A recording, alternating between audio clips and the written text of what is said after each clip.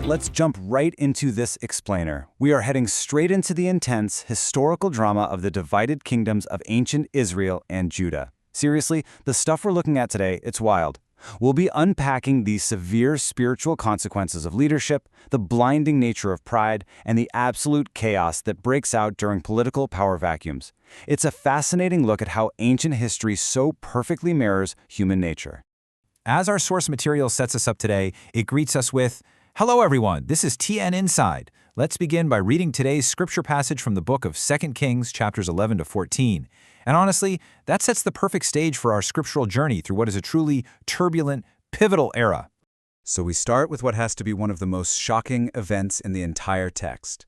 Imagine a grandmother murdering her own grandchildren just to get the throne. I mean, wow. This is Queen Athaliah.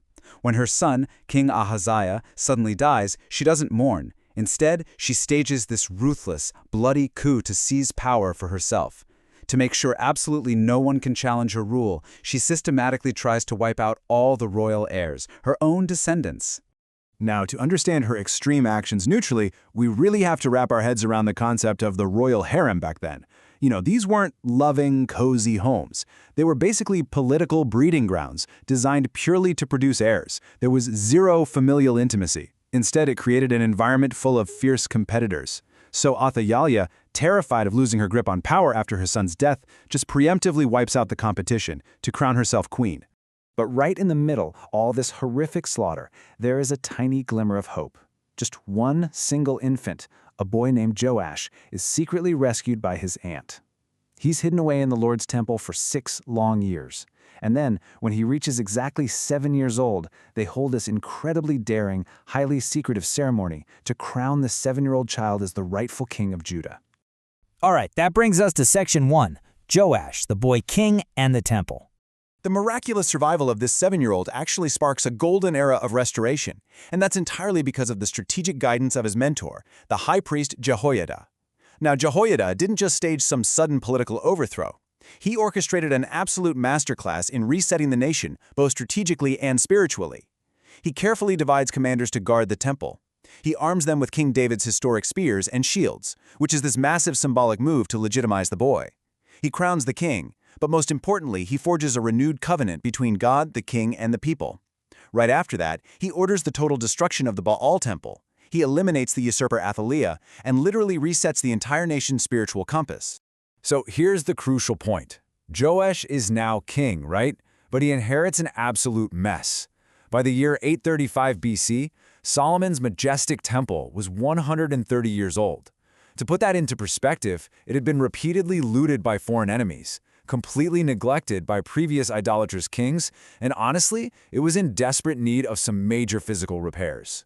And this is where we see just how practically minded Jehoiada really was, because unfortunately, the priests at the time were actually mismanaging the temple funds. Thanks to the rampant idolatry everywhere, their normal incomes had completely dropped, so they were pocketing the temple repair money just to survive. So what does Jehoiada do? He invents the offering box system. He literally bores a hole in the lid of a chest. The silver offerings go straight in from the people. Then the king's secretary and the high priest count it together, totally bypassing the priest's personal pockets, and hand that silver directly to the honest carpenters and builders. I mean, it's an ancient masterclass in financial transparency. Moving on to section 2, mentorship and tragic fall. Now, the story of Joash takes a deeply tragic turn. Our source material draws a very stark line in the sand here. Joash's life abruptly divides into 2 distinct halves. With Jehoiada around, he is righteous, constructive, and super dedicated to repairing the temple. But without Jehoiada, literally the moment the high priest dies, Joash instantly pivots. He becomes idolatrous, fearful, and eventually murderous. It really shows how deeply reliant he was on what you could call a borrowed faith. The sheer speed of this downfall is staggering, honestly. Without his mentor, he just caves to his officials and permits rampant idol worship. And when Zechariah, who by the way is the son of the very man who saved Joash's life, when Zechariah prophetically rebukes him, Joash has him executed. It's a stunning, heart-wrenching act of betrayal. Then, faced with a military threat from King Hazael of Aram, instead of relying on God, Joash strips the newly repaired temple of all its sacred treasures just to pay the enemy off. Ultimately, all this cowardice and ingratitude leads to his own officials assassinating him in retaliation. This leads us to Section 3, Prophets and Kings, the Northern Chaos. Meanwhile, as Judah is dealing with all this tragic betrayal down south, let's shift our focus up to the northern kingdom of Israel. Here we see this completely fascinating contrast, a weeping, wicked king and a dying prophet. The king is Joash of Israel, a totally different Joash, by the way, who is famously known for his evil ways. Yet here he is, weeping over the deathbed of the prophet Elisha. Why?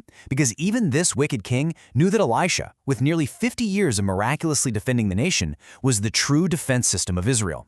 He's crying because he knows he is losing his greatest protector. And you know, Elisha's spiritual power was so overwhelming that it quite literally outlasted his own life. Decades of defending Israel culminate in his death, but check this out.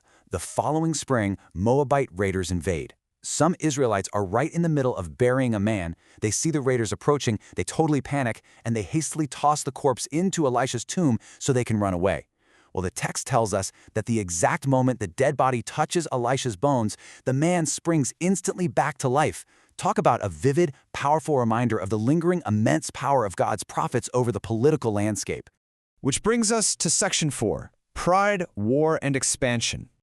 As we move to the next generation of kings, we see clearly how military success can often breed catastrophic arrogance. Back down south in Judah, King Amaziah steps up to the throne. And the central theme of his reign? Success breeds dangerous pride. Amaziah actually achieves a massive, legitimate military victory, striking down 10,000 Edomites in the Valley of Salt. But rather than being humbled or, grateful, this triumph dangerously swells his head. He gets incredibly, foolishly arrogant. Just notice the domino effect of that pride. Amaziah decides, completely unprovoked, to pick a fight with the northern kingdom's king Joash. Joash literally warns him, saying, "Hey, you've defeated Edom, stay home and enjoy your victory. Why invite disaster?" But pride is completely deaf, right? Amaziah completely ignores the warning, marches out to war, and is utterly crushed at Beth Shemesh. He's captured. 400 cubits of Jerusalem's protective walls are humiliatingly torn down, the temple is looted of its gold and silver, and Amaziah himself is eventually assassinated by his own people. Just a totally self-inflicted disaster. But here is where our source material throws us a really fascinating curveball: spiritual evil versus national expansion. Up in the northern kingdom, we have King Jeroboam II. Now, the text is abundantly clear here. He was an incredibly wicked king who ruled for 41 years. Yet strangely enough, during his reign, Israel's borders vastly expanded to their greatest extent in a long time. So how do we reconcile that? Well, the text tells us that God saw the bitter suffering of the Israelites and acted out of sovereign mercy to save them, using even a wicked king as his instrument. It proves God's actions are driven by his own covenant and mercy, not just some simple reward system for good behavior. And honestly, this brilliant piece of history wasn't a surprise at all. This massive territorial expansion was exactly what the prophet Jonah had foretold. Yes, the very same Jonah from the whale's story. He was operating right around this time, along with Hosea and Amos. And it just proves that God's hand and prophetic word were still moving decisively behind the scenes of all these chaotic political thrones, coups, and shifting borders. So as we close out this explainer, I really want to leave you with a provocative thought. We've seen kings rise and fall today, but the story of young King Joash is perhaps the most haunting takeaway of all. His light, his goodness, faded the absolute second his mentor, Jehoiada, died. He just couldn't stand on his own foundation. So based on today's deep dive into history, ask yourself, who is the Jehoiada in your life holding you to the truth? And what happens if they aren't there tomorrow? Thank you so much for exploring with us, and keep seeking the truth in the text.